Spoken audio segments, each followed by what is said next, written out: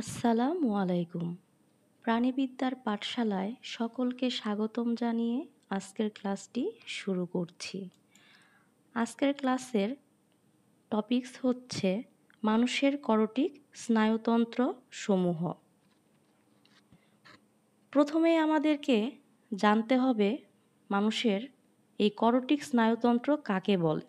করটিক স্নায়ু হলো এমন স্নায়ু যা সরাসরি মস্তিষ্ক থেকে উদ্ভূত হয় এবং মানুষের করটিকার বিভিন্ন ছিদ্রপথে বেরিয়ে মাথা ও শরীরের অন্যান্য অংশে তথ্য আদান প্রদান করে থাকে। মানুষের 12 জোড়া করটিক স্নায়ু আছে। এই 12 জোড়া করটিক স্নায়ুসমূহকে এখানে আমি রোমান সংখ্যা দ্বারা বুঝিয়ে দিয়েছি। আজকের ক্লাসে আমরা শিখব এই 12 জোড়া করটিক স্নায়ুসমূহের নাম, এর উৎস, বিস্তার, প্রকৃতি এবং কাজ। মানে হচ্ছে এই করটিক স্নায়ুসমূহ কোথা থেকে উৎপত্তি হচ্ছে এবং এগুলো কোথায় বিস্তার লাভ করছে এবং এগুলো কোন প্রকৃতির স্নায়ু এবং আমাদের কি কি কাজে এই স্নায়ুগুলো ব্যবহৃত হয়। তো আর কথা না বাড়িয়ে এখন আমরা 12 জোড়া করটিক স্নায়ুসমূহের নামগুলো জেনে নিচ্ছি। অলফ্যাক্টরি স্নায়ু, এই স্নায়ুটি হচ্ছে আমাদের করটিকার প্রথম স্নায়ু। এটি অগ্রমস্তিষ্কের অঙ্কদেশ হতে সৃষ্টি হয়ে নাসিকার মিউকাস ঝিল্লিতে বিস্তৃত হয়।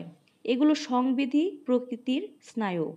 মস্তিষ্কে ঘ্রাণ উদ্দীপনা বহন করাই হচ্ছে এর কাজ। এর মানে হচ্ছে অলফ্যাক্টরি স্নায়ু মাধ্যমে আমরা যে কোনো একটি খাদ্যবস্তুর ঘ্রাণ নিতে পারি। দ্বিতীয় জোড়া স্নায়ুটির নাম হচ্ছে অপটিক স্নায়ু। এই স্নায়ুটি অগ্রমস্তিষ্কের অঙ্কদেশ থেকে সৃষ্টি হয়ে অপটিক কাইজমা গঠন করে, এরপর চোখে প্রবেশ করে, রেটিনায় বিস্তৃত হয়। এরাও সংবেদী প্রকৃতির স্নায়ু। চোখ থেকে দর্শনের অনুভূতি মস্তিষ্কে বহন করে আনে।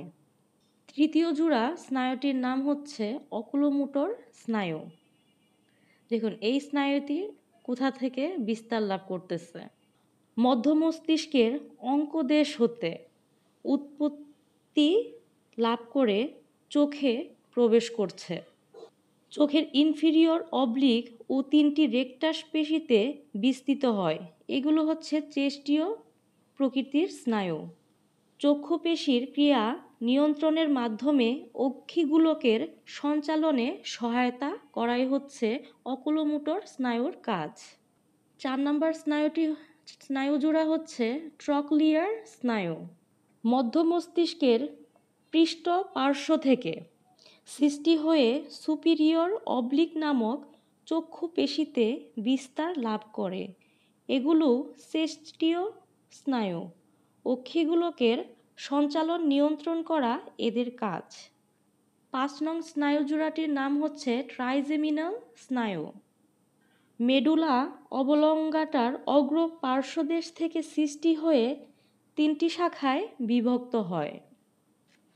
Ophthalmic, maxillary. 6 নং স্নায়ুজোড়া হচ্ছে অ্যাবডুসেন্স স্নায়ু। মেডুলা অবলঙ্গাটার অঙ্কদেশ থেকে সৃষ্টি হয়ে অক্ষিগোলকের বহির রেকটাস পেশিতে বিস্তৃত হয়। এটি চেষ্টীয় প্রকৃতির স্নায়ু। অক্ষিগোলকের সঞ্চালন নিয়ন্ত্রণ করা হচ্ছে অ্যাবডুসেন্স স্নায়ুর কাজ। 7 নং স্নায়ুজোড়া হচ্ছে ফেসিয়াল স্নায়ু।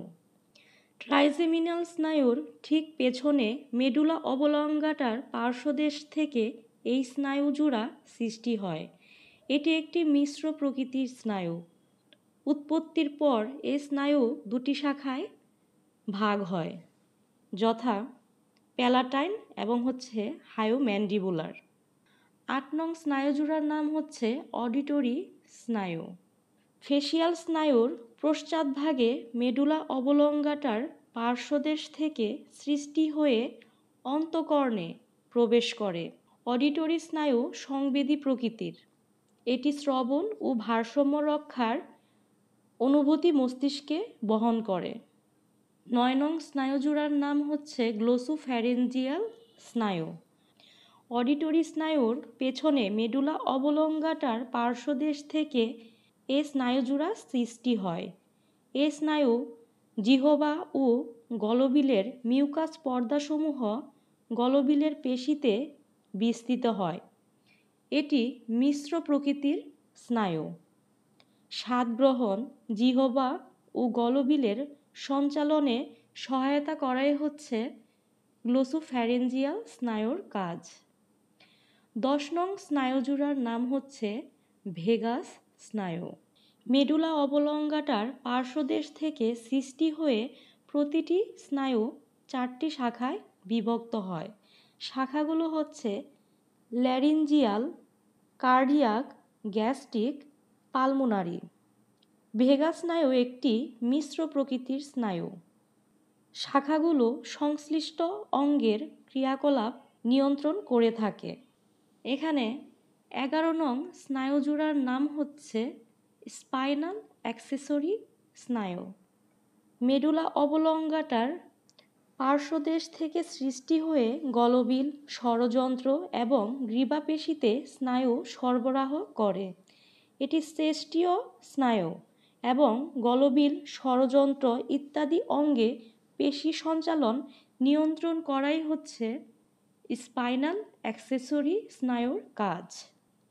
সর্বশেষ যে স্নায়ু জোড়া আছে তার নাম হচ্ছে হাইপোগ্লোসাল স্নায়ু। এই স্নায়ু জোড়া মেডুলা অবলঙ্গাটার অঙ্কদেশ থেকে সৃষ্টি হয়ে জিহ্বা এবং গ্রীবার পেশিতে স্নায়ু প্রদান করে। এটিও শ্রেষ্ঠীয় প্রকৃতির স্নায়ু। জিহ্বার সঞ্চালন নিয়ন্ত্রণ করাই এর কাজ। প্রিয় শিক্ষার্থীরা, আজকের ক্লাসটি যদি ভালো লেগে থাকে তাহলে অবশ্যই কমেন্ট বক্সে জানাবে এবং আরও নতুন নতুন এরকম শিক্ষণীয় ভিডিও পেতে আমার চ্যানেলটি সাবস্ক্রাইব করে রাখবে। ধন্যবাদ সবাইকে। আসসালামু আলাইকুম।